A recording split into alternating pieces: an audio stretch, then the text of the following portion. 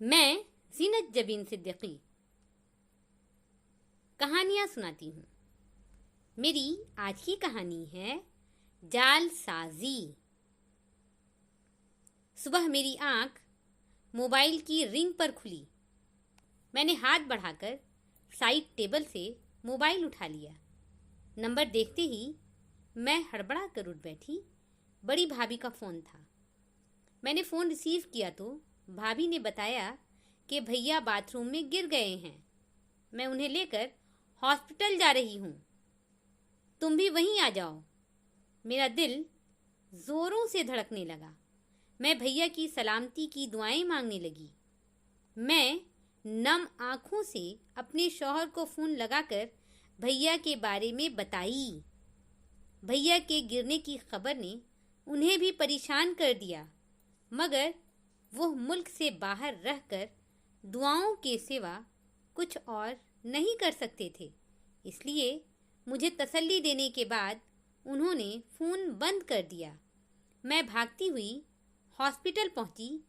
Hospital में सन्नाटा छाया हुआ था। मैं इससे पहले भी कई बार यहाँ आई थी। तब तो बड़ा रश हुआ करता था, मगर अभी 2-4 लोग ही चेहरे पर मास्क लगाए और हाथ में सैनिटाइज़र की बोतल लिए इधर उधर आ जा रहे थे। मैं लॉन पार कर ओपीडी में आई। भाभी वहाँ नहीं थी। मैं वहाँ से निकलकर लॉबी में आई तो भाभी मिल गईं। मुझे देखकर रोने लगीं। हिम्मत रखें भाभी, भैया को कुछ नहीं होगा। मैं प्यार से उन्हें तसल्ली देने लगी। क्या कहा डॉक्टर ने? मैं भाभी के बगल में बैठते हुए पूछी। चेकअप कर रहे हैं, अभी रिपोर्ट नहीं आई है। रिपोर्ट आने पर पता चलेगा क्या हुआ है। भाभी ने आंसुओं के दरमियान बताया तो मैं अपने आंसुओं को जब्त करती उनका सर अपने कंधे पर रख ली। 1 घंटे में रिपोर्ट आ गई। डॉक्टर ने बताया ब्रेन हैमरेज हुआ है, ऑपरेशन करना पड़ेगा। डॉक्टर जो करना है करें, मैं परेशानी से बोली। फिर ठीक है, शाम तक पैसे जमा कर दें। पहले कोविड-19 की जांच होगी। कोविड की रिपोर्ट आ जाने पर ऑपरेशन हो जाएगा। डॉक्टर ने बड़ी नरमी से हमें समझाया। पहले कोविड की जांच, फिर ऑपरेशन। मैं घबराकर डॉक्टर से पूछी, हाँ जी, तब तक जब तक कोविड की रिपोर्ट नहीं आती हम कुछ नहीं कर सकते। कल शाम तक कोविड की रिपोर्ट आ जाएगी, आप पैसे जमा करवा दें। वो तो मैं कर दूंगी, वैसे भैया होश में तो है ना? नहीं, वो होश में नहीं है। अभी उन्हें सीसीयू में रखा गया है। और हाँ, जब तक वो सीसीयू में हैं, कोई उनसे मिल नहीं सकता। इसलिए आप अपना फ़ोन नंबर लिखवाकर घर जाएं। आपको फ़ोन पर मरीज़ की खबर मिलती रहेगी। जी बेहतर, मैं फ़ोन नंबर लेकर आती हूँ। इतना कहकर मैं और भाभी वहाँ से उठकर बाहर निकल आए। मैं भैया को देखना चाहती थी, मगर देख ना पाई। कोविड-19 का टेस्ट पहले, ऑपरेशन बाद में। मेरा दिमाग घूम रहा था। भाभी अलग परेशान थी। तुम फ़ोन नंबर दे आओ, फिर घर चलती हूँ। यहाँ किसी को रहने नहीं दिया जाएगा शायद। नहीं भाभी, हम दोनों यहीं वेटिंग रूम में रहेंगे। रोज़ रोज़ मरीजों को कोविड के नाम पर मारा जा रहा है। क्या पता भैया के साथ क्या करें ये लोग। मैंने भाभी को समझाया। और हाँ, फ़ोन नंबर भी नहीं देना। मेरी बात पर भाभी हैरत से मुझे देखने लगी। फिर हमने न तो नंबर दिया और ना ही घर आए। वेटिंग रूम में एक दो लोग और भी थे, वरना बाकी लोग मरीज़ को एडमिट करवाकर कोरोना के डर से वापस चले गए थे। फिर जब सीसीयू से कॉल आता, जब ही लोग आते थे। इस दरमियान उनके मरीज़ के साथ क्या किया जा रहा है कुछ मालूम ना हो पाता उन्हें। मैं भाग भाग कर सीसीयू वार्ड का बेल बजाती रहती।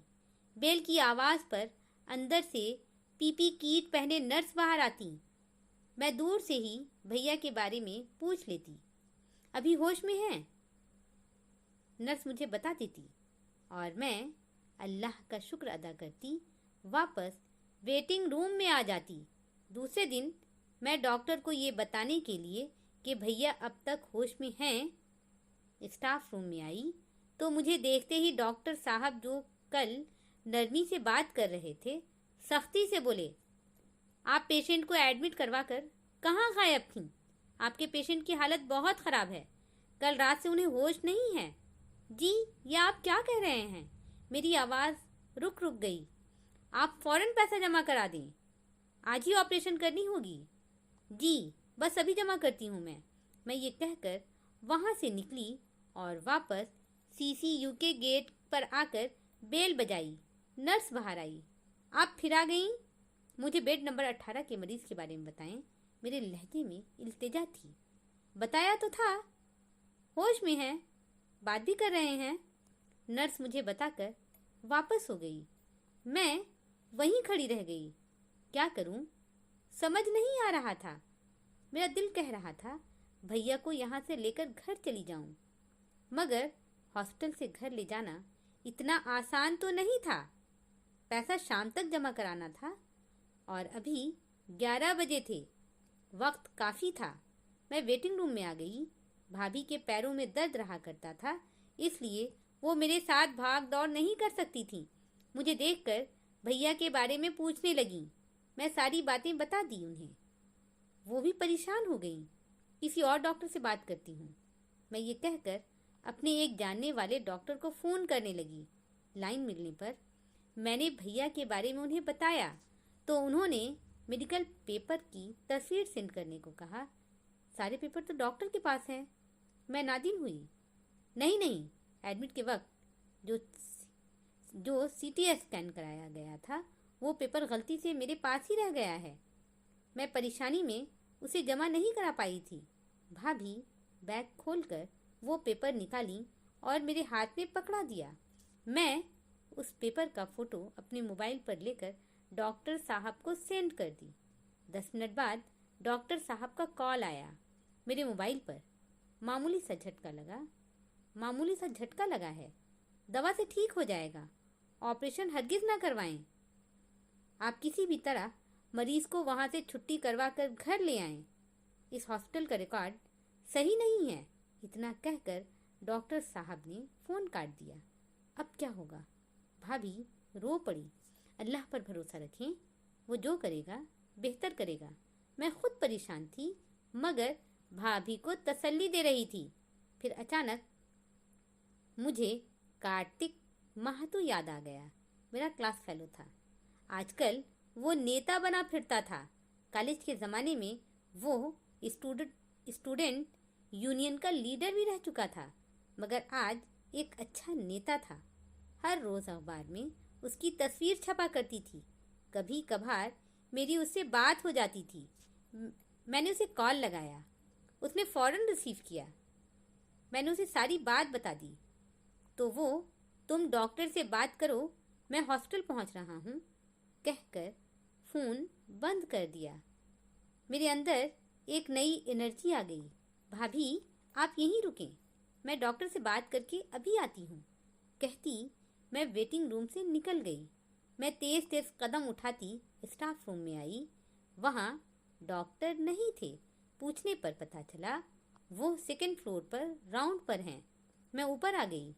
नर्स से पूछने पर उसने एक केबिन की तरफ इशारा किया और बोली, डॉक्टर साहब वहाँ हैं। मैं केबिन के दरवाजे पर हाथ रखी। दरवाज़ा धीरे से खुल गया। डॉक्टर साहब कंप्यूटर पर कुछ कर रहे थे। दरवाज़ा खुलने की आवाज़ पर नज़रें उठाकर मेरी तरफ देखा, जैसे पूछ रहे हूँ क्या है। डॉक्टर साहब आप तो ऑपरेशन करने का कह रहे थे, मगर वो तो, मैं मेडिकल बुक उनके सामने करती हुई बोली। उन्होंने एक नज़र मेडिकल बुक पर डाली, फिर मेरी तरफ देखकर बोले, हाँ होगा, आज शाम तक कोविड का रिपोर्ट आ जाएगा।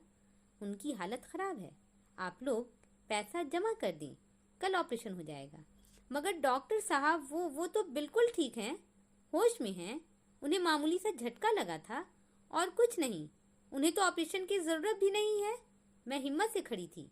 मेरी बातों पर वो गरज पड़े, डॉक्टर मैं हूँ या आप? आप ही हैं? मगर शायद डॉक्टरी लोगों को लूटने के लिए किया है। मैं जोर से चिल्लाई। चैम्बर के बाहर बैठा गार्ड तेजी से अंदर दाखिल हुआ। इसे बाहर करो, डॉक्टर गुस्से में गरजा। खबरदार, जो मुझे हाथ भी लगाया। अपनी हद में रहना। मैं अपना मोबाइल निकालकर कैमरा ऑन कर चुकी थी। कैमरा देखकर गार्ड साइड हो गया। बाकी लोग भी आ गए। एक हंगामा बर्पा हो गया था। मैं टेबल से भैया का मेडिकल बुक उठाकर केबिन से बाहर आ गई। पुलिस से पकड़ाऊंगा, केस करूंगा। डॉक्टर मुझे धमकी दे रहा था। जो मर्जी आए कर लेना, बस ऑपरेशन छोड़ के। मैं कहाँ डरने वाली थी। लोग पूछ रहे थे क्या हुआ। मैं सबको बता रही थी। डॉक्टर झूठ बोलकर ऑपरेशन करना चाहते थे। जब ही पुलिस आ गई। लेडी पुलिस भी थी साथ में। हॉस्टल में हंगामा करने के जुर्म में मुझे पकड़ लिया। मैं अपना हाथ छुड़ा ना पाई। डॉक्टर नरमी से पुलिस से बात कर रहा था। जब ही मैंने देखा कार्तिक महतो बड़े रोबदार अंदाज में चला आ रहा था। उसके साथ एक दो लोग और भी थे। उसे देखकर मैं मुस्कुराई। लेडी पुलिस मेरा हाथ छोड़कर खड़ी हो गई। पुलिस इंस्पेक्टर ने झुककर कार्तिक महतो को सलाम किया। डॉक्टर परेशान सा खड़ा था। कार्तिक महतो ने एक पुलिस इंस्पेक्टर से जाने क्या कहा कि वो जालसाजी के जुर्म में तुम्हें अरेस्ट किया जाता है कहकर डॉक्टर के हाथों में हथकड़ी डाल दिया। चलो मेरे साथ, चलो मेरे साथ, मैं भैया की छुट्टी करवाता हूँ। कार्तिक महतो ने मेरे हाथ से मेडिकल बुक ले लिया। मैं हिकारत भरी नज़रों से डॉक्टर